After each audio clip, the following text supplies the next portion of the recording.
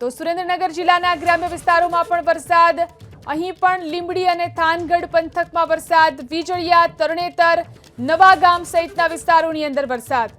સુરેન્દ્રનગરના ગ્રામ્ય પંથકની અંદર પણ વરસાદ વરસી રહ્યો છે. અહીં લીંબડી, થાનગઢ પંથકની અંદર વરસાદ છે.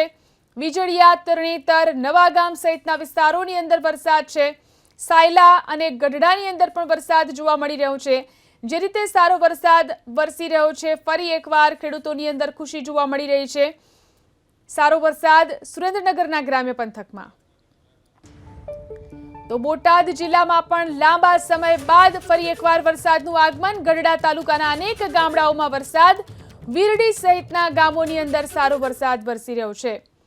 બોટાદ જિલ્લામાં પણ લાંબા વિરામ બાદ ફરી એકવાર મેઘરાજા એન્ટ્રી કરી છે. ગઢડા તાલુકાના અનેક ગામડાઓની અંદર વરસાદ થઈ રહ્યો છે. ગ્રામ્ય વિસ્તારમાં અહીં પણ સારો વરસાદ છે. વીરડી સહિતના ગામોની અંદર સારો વરસાદ વરસી રહ્યો છે. ત્યારે બોટાદ જિલ્લામાં વરસાદ થતા અહીં પણ ખેડૂતો ખુશખુશાલ છે.